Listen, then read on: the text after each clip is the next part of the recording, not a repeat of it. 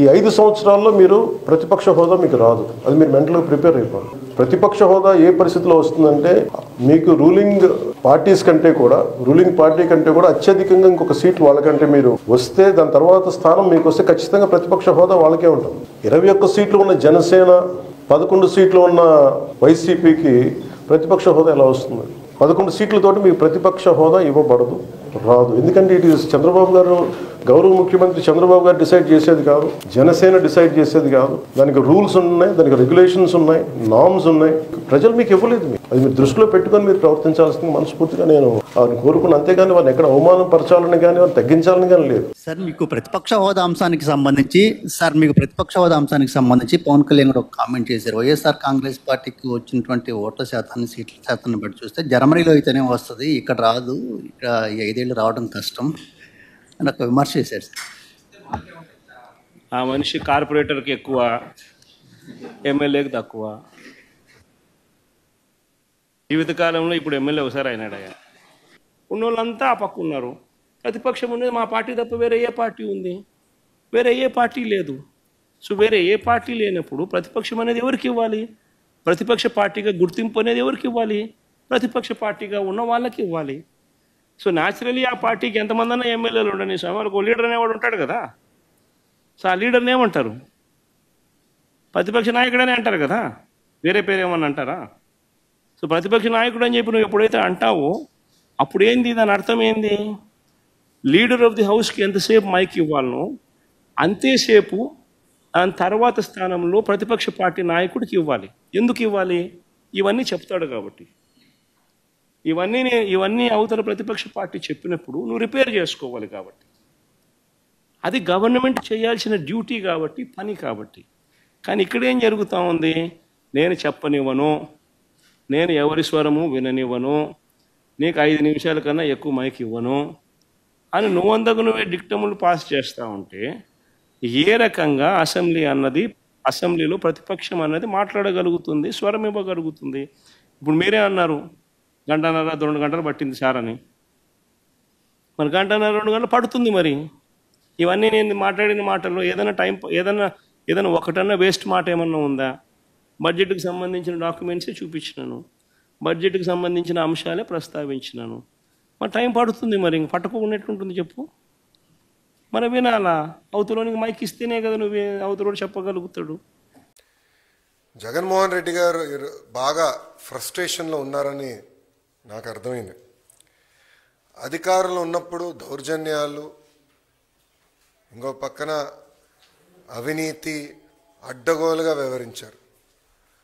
ప్రతిపక్షానికి వచ్చిన తర్వాత ఈరోజు నీతులు విలువల గురించి మాట్లాడుతూ నిజంగానే చాలా చాలా ఆశ్చర్యంగా ఉంది. జగన్మోహన్ రెడ్డి గారిలో మేమందరం కోరుకునేది ఏంటంటే ఒక ముఖ్యమంత్రిగా పనిచేసిన వ్యక్తి ఉందాతనంగా మాట్లాడతారు, వాస్తవాల దగ్గరగా మాట్లాడతారు, ఒక వ్యక్తిని కించపరిచే విధంగా కించపరుచుకునే విధంగా మాట్లాడతారని అనుకున్నాం. కానీ ఇదంతా చూసిన తర్వాత ఇందులో ఆయనకి ఏమీ లేవు, ఏది రాదని నాకు అర్థమైంది. అధికారంలో ఉన్నప్పుడు ప్రజల్ని కలవలేదు, ప్రతిపక్షానికి వచ్చిన తర్వాత హౌస్కి రారు.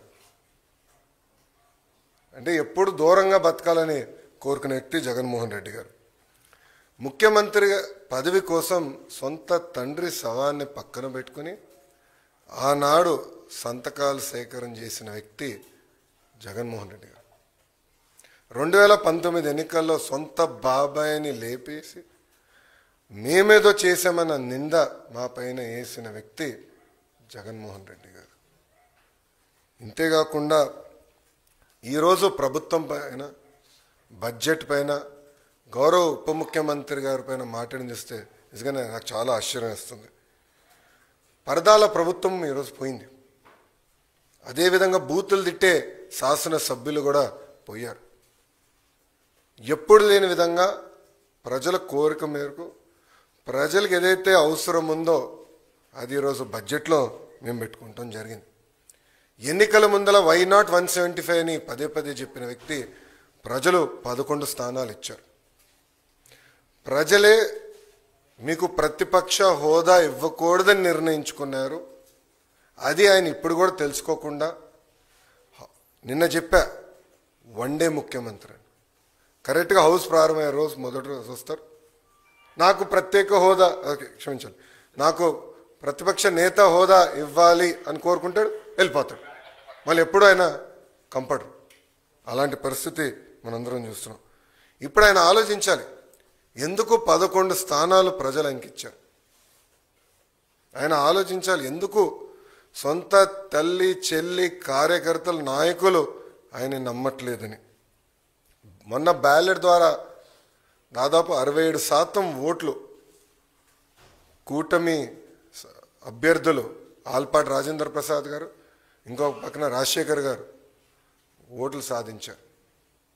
నేను చెప్పా, ఈవీఎం అయినా బ్యాలెట్ అయినా గెలుపు కూటమి ప్రభుత్వం. అలాంటిది ఈరోజు గౌరవ ఉప ముఖ్యమంత్రి గారిని కించపరిచే విధంగా ఆయన మాట్లాడారు. ఆయన మాజీ ముఖ్యమంత్రి జగన్మోహన్ రెడ్డి గారు ఒకసారి ఆలోచించారు.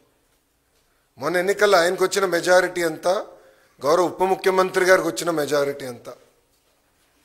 మొన్న జరిగిన ఎన్నికల్లో వైకాపాకి ఎన్ని సీట్లు వచ్చినాయి, జనసేన పార్టీకి ఎన్ని సీట్లు వచ్చినాయో ఆయన ఒకసారి ఆలోచించాలి. అంతేగాని నోరుంది కనుక ఇప్పుడు కూడా నేను అనుకుందే రైటు, అధికారంలో ఉన్న వాళ్ళు నేను కించపరిచే విధంగా మాట్లాడతాను, ఎగతాళి చేస్తూ ఉంటాం, నిజంగానే చాలా చాలా బాధాకరం. ఈరోజు రాష్ట్రంలో మీరు చూస్తే ఎప్పుడు లేని విధంగా మన అభివృద్ధి కార్యక్రమాలు మనం ప్రారంభించుకున్నాం. ఎప్పుడు రాని విధంగా ఈరోజు పెద్ద ఎత్తున ఆంధ్ర రాష్ట్రానికి పెట్టుబడులు వస్తున్నాయి. మీరు చూసారు, ఒక టీసీఎస్ కానీ, ఆర్సిలర్ మిత్తల్ కానివ్వండి, ఎన్టీపీసీ గ్రీన్ కానివ్వండి, రిలయన్స్ సిబిజీ ప్రాజెక్టులు కానివ్వండి, ఇట్లా అనేక పెట్టుబడులు ఎప్పుడు రాని విధంగా మన రాష్ట్రానికి వస్తున్నాయి. గత ప్రభుత్వం కనీసం గుంటలు కూడా పూడ్చలేదు, ఆ గుంటలు పూడ్చే కార్యక్రమం కూడా మేము తీసుకుంటున్నాం. అంతేకాకుండా ఎప్పుడు జరిగిన విధంగా సంక్షేమం కూడా మేము చేస్తున్నాం. ప్రజలందరూ ఒక విషయం గమనించాలి, 2014లో పెన్షన్ 200 రూపాయలు, చాలని పెన్షన్ని 2000 రూపాయలు మేము చేసాం. 5 సంవత్సరాలు 2000 చేసాం. గత ప్రభుత్వం 1000 రూపాయలు పెంచేదానికి 5 సంవత్సరాలు తీసుకుంటే మొదటి నెలలో మేము అదే పెన్షన్ ఇంకో 1000 రూపాయలు మేము పెంచాం. వికలాంగులకి 6000 రూపాయలు ఇస్తున్నాం. బెడ్కి పరిమితమైన వాళ్ళకి నెలకి 15,000 రూపాయలు ఈరోజు కూటమి ప్రభుత్వం అందజేస్తుంది. ఇంకో పక్కన అన్న క్యాంటీన్, గత ప్రభుత్వం అన్న క్యాంటీన్ మూసేస్తే మన ప్రభుత్వం ఏర్పడినంటే 198 అన్న క్యాంటీన్లు తిరిగి ప్రారంభించాం.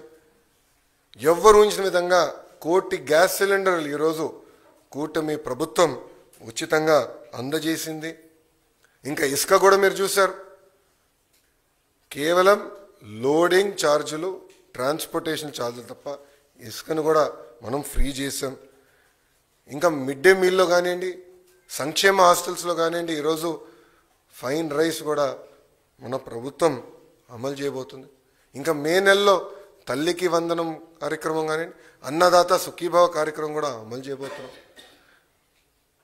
5 సంవత్సరాలు వాళ్ళు ఒక్క డిఎస్సి వేయలేదండి. అసలు డిఎస్సి పైన మాట్లాడే అర్హత మీకు ఎవరు ఇచ్చారండి? నిరుద్యోగులు మా పైన బాధ్యత పెట్టారు. మొన్న జరిగిన గ్రాడ్యుయేట్ ఎన్నికల ఫలితాల తర్వాత బాధ్యత మాకు పెరిగింది. అందుకే మేము చాలా స్పష్టంగా చెప్పా, 1 మ్యాన్ కమిషన్ రిపోర్ట్ వచ్చిన వెంటనే డిఎస్సి ప్రక్రియ ప్రారంభిస్తాం. ఇప్పటికీ టెట్ పూర్తి చేశామని చెప్పి, అది కూడా ఈ నెలలోనే చేస్తాను కూడా నేను నిరుద్యోగులకు హామీ ఇచ్చాను. సో ఇట్లా ఇచ్చిన ప్రతి హామీ మేము ఒక పద్ధతి ప్రకారం నిలబెట్టుకుంటుంది కూటమి ప్రభుత్వం. ఇప్పుడన్నా జగన్మోహన్ రెడ్డి గారు వాస్తవాలు తెలుసుకుని, ఎందుకు ఆయనకు 11 సీట్లు వచ్చినాయి, కార్యకర్తల దగ్గరికి వెళ్ళి గతంలో ఆయన చేసిన తప్పులు తెలుసుకుంటే బాగుంటుందని ఈ సభాముఖం ఆయన తెలుపుకుంటూ, దయచేసి గౌరవ ఉప ముఖ్యమంత్రి గారి గురించి కానివ్వండి, గౌరవ ముఖ్యమంత్రి గారి గురించి ఆలోచించి మాట్లాడమని నేను కోరుతున్నాను. ఈరోజు ప్రజలు వాళ్ళని గెలిపించారు. ఎవరికి రాని మెజారిటీలతో వాళ్ళు గెలిచి ఒక ముఖ్యమంత్రిగా ఉప ముఖ్యమంత్రిగా ఉన్నారు. వాళ్ళని కించపరిచే విధంగా మటుకు మాట్లాడితే మేము సహించాం. చాలా ఫర్మ్గా మేము కూడా మాట్లాడతాం. మేము మిమ్మల్ని వదిలిపెట్టే ప్రసక్తే ఉండదు. గౌరవం అనేది ఇచ్చిపుచ్చుకోవాలి తప్ప ఏదంటే అది వాగితే మటుకు ప్రభుత్వం ఇక్కడ ఏదో కూర్చుని మేము వింటామనుకుంటే చాలా పొరపాటు పడతారని ఆయన కూడా తెలియజేస్తూ, ఇప్పుడు మీడియా మిత్రులకి అయిన ప్రశ్నలు ఉంటే దానికి సమాధానం చెప్పేదానికి నేను సిద్ధంగా ఉన్నాను.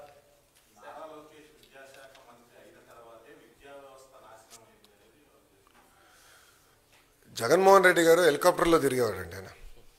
ఆయన పైన హెలికాప్టర్లో తిరుగుతుంటే కింద చెట్లు నరికిన రోజులున్నాయి. ఆయన హెలికాప్టర్లో తిరుగుతుంటే కింద ట్రాఫిక్ ఆపేసిన రోజులు కూడా ప్రజలు చూశారు. అందుకే వాస్తవాలు ఏం తెలీదు. గత ప్రభుత్వం 5 సంవత్సరాలు 12 లక్షల మంది పిల్లలు ప్రభుత్వ పాఠశాలకు దూరం అయ్యారు. ఎందుకు అయ్యారో ఆయన సమాధానం చెప్పమనండి. ఐబీ స్కూల్ ఆయన పెట్టలేదు. ఐబీ వాళ్ళ దగ్గర ఒక రిపోర్ట్ తీసుకునేదానికి 5 కోట్ల రూపాయలు ప్రభుత్వం వృధా చేసింది. టోఫెల్ ఎక్కడ సక్రమంగా అమలు చేయలేదు. సిబిఎస్ఈ స్కూల్స్ తీసుకురాలేదు. సిబిఎస్ఈ ఎగ్జామ్కి మన పిల్లలు పంపిద్దామన్నారు. నేను మాక్ టెస్ట్ పెట్టా. నేను కూడా సిబిఎస్ఈ స్టూడెంట్. మాక్ టెస్ట్ పెట్టా. అది నేను చూసిన మాక్ టెస్ట్ నిర్వహించిన తర్వాత 90% మంది పిల్లలు ఫెయిల్ అయ్యారు. అప్పుడు నేను భయపడ్డా. ఎందుకంటే పిల్లలు రెడీగా లేరు. 3 సంవత్సరాలు పోస్ట్పోన్ చేసి పిల్లలు రెడీ చేద్దాం అనే లక్ష్యంతో పనిచేశాం. సో ఇప్పుడన్నా వాస్తవాలు తెలుసుకుని ఆయన మాడితే బాగుంటుంది. అయినా ఇంత చర్చ జరగాలంటే శాసనసభకు రావచ్చు కదండి. ఎవరు రావద్దు అంటున్నారు ఆయన? ఏంటమ్మా? మీడియా మిత్రులు మీరు అందరూ ఒకటి గమనించాలి. రోడ్లపైన పోలీసుల సంఖ్య తగ్గింది. పోలీసులు పెద్ద కంపట్ల, పరదాలు లేవు. ఎవరంటే వాళ్ళు ప్రశాంతంగా రావచ్చు. ఆయన ఒక పులివెందుల ఎమ్మెల్యేగా ఆయన హక్కులు ఉన్నాయి. ఆ హక్కులను వినియోగించుకోవచ్చు.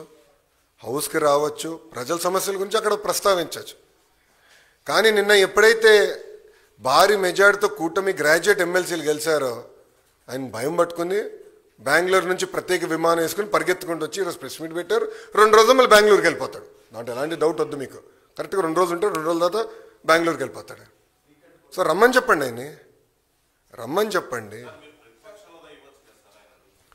చట్టాన్ని ఉల్లంఘించి ప్రతిపక్ష హోదా ఇమ్మంటారు ఆయనకి?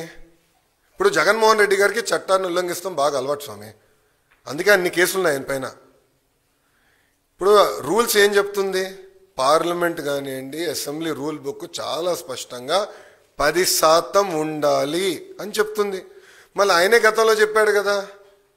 గౌరవ ముఖ్యమంత్రి గారిని చూస్తూ ఆ గతంలో ఆయనే చెప్పాడు కదా, ఒక 4-5 ఎమ్మెల్యేలు లాగేస్తే ప్రతిపక్ష హోదా కూడా మీకు ఉండదు అని చెప్పాడు కదా.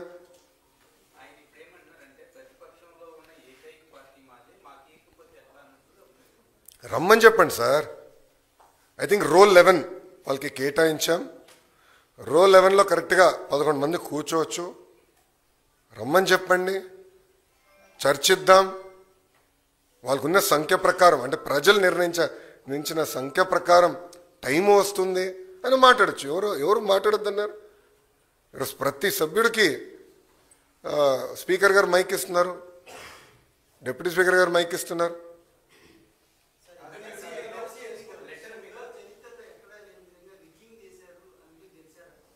ఎవరన్నారండి?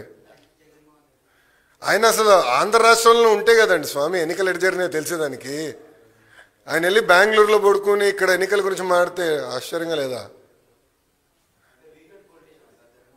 అన్న? ఆయన పొలిటీషియనా? నేను అడుగుతున్నా. ఇప్పుడు నేను కూడా పాదయాత్ర చేశాను సార్. పాదయాత్ర చేసిన తర్వాత నిరంతరం ప్రజల్లో ఉండాలని కోరుకుంటా, అహర్నిశలు కలుస్తా. ఆయన్ని కలవకుండా అంటే 5 సంవత్సరాల్లో దాదాపు 20 మంది శాసనసభ్యులు ఆయన కలవలేకపోయారు. గుర్తుపెట్టుకోండి. ప్రతిపక్షానికి వచ్చిన తర్వాత కూడా ఇప్పటికీ 8-9 నెలలు అయింది. ఆయన సొంత కార్యకర్తలు కలవట్లేదండి.